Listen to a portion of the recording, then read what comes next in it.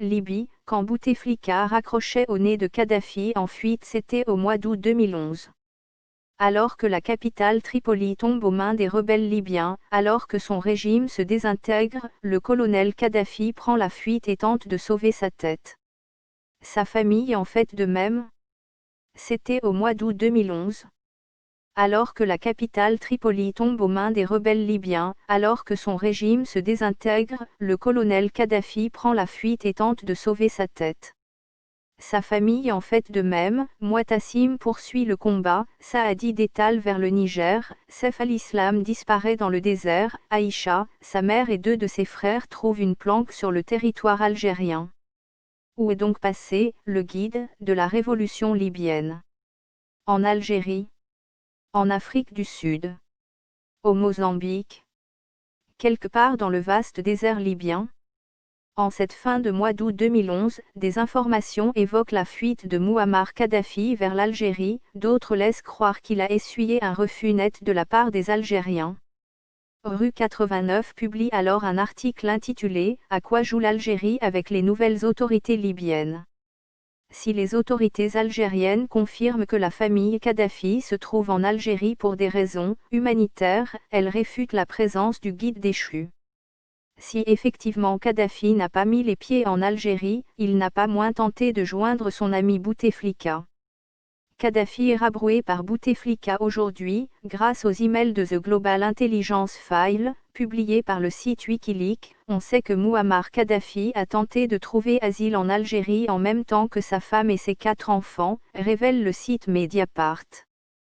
Comment le dictateur a-t-il été prié de se tenir éloigné d'Alger?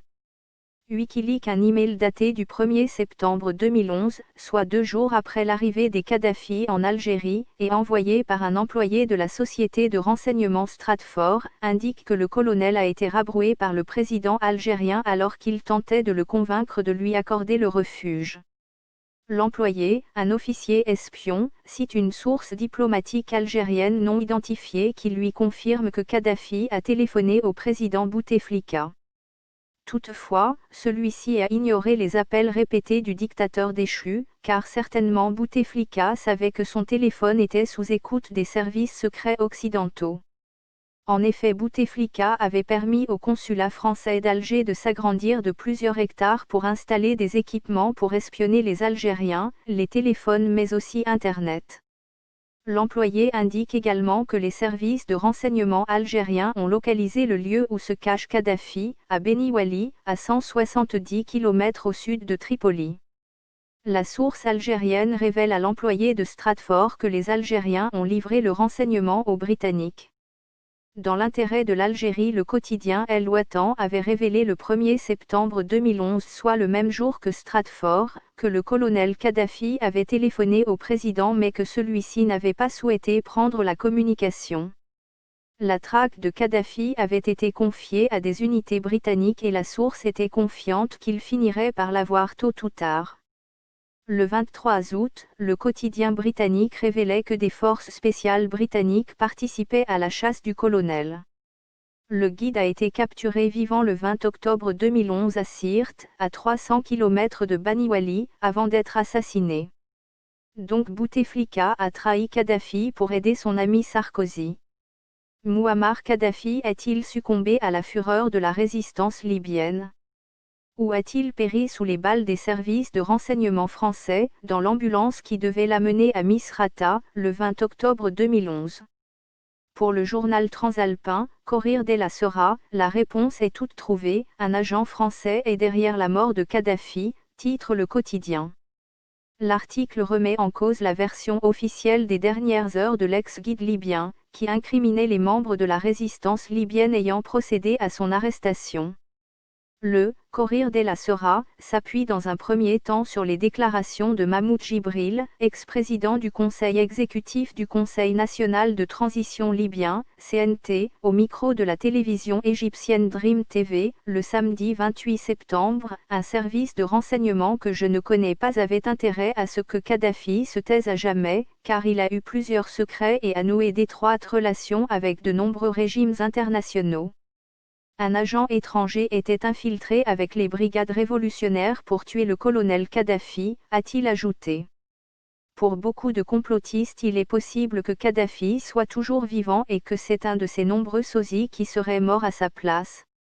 De plus Kadhafi avait des escadrons de la mort et des tueurs à gages internationaux à son service. Il avait financé l'IRA et disposait de plusieurs milliards de dollars. Il était aussi en contact avec la mafia italienne. Kadhafi pouvait tuer n'importe quel président ou roi, il pouvait faire exploser des avions, il pouvait tuer des gens puissants comme des présidents et éliminer toute leur famille. Donc cette histoire d'assassinat est sans doute une fausse histoire et Kadhafi serait comme un acteur de cinéma, toute cette histoire serait un film pour détruire la Libye. Kadhafi avait suffisamment d'argent pour retourner un agent secret qui aurait pu le tuer. Il pouvait acheter le monde entier, donc cette histoire semble fausse, mais c'est le peuple libyen qui paye. Personne dans le monde n'oserait attaquer un homme pouvant mettre à prix la tête de ses ennemis et disposant de centaines de milliards de dollars. C'est une histoire à dormir debout que seul un enfant de 2 ans qui suce son pouce pourrait croire. L'Occident veut prouver qu'ils font ce qu'ils veulent et qu'ils sont tout-puissants et invincibles alors que ce n'est que de la propagande. Ce sont de simples mortels que n'importe qui peut tuer. Cela donc est simplement une opération de propagande psychologique voulant faire croire à la domination de certaines nations sur d'autres. En vérité, un tsunami par exemple pourrait faire couler l'Angleterre au fond de l'océan en 5 minutes. Ils ne sont en rien puissants mais à la merci du moindre coup de vent. Beaucoup d'autres nations ont déjà disparu au fond de l'océan et ont été englouties par les eaux. Dans le film La Grande Menace ou Toucher de la Méduse, un homme par la pensée et la puissance de la visualisation peut détruire des pays entiers, abattre des immeubles, créer des tremblements de terre, donner la mort aux élites, créer des incendies, tuer des personnes à distance. Aussi c'est un film, une fiction mais en réalité c'est réel, certaines personnes peuvent le faire.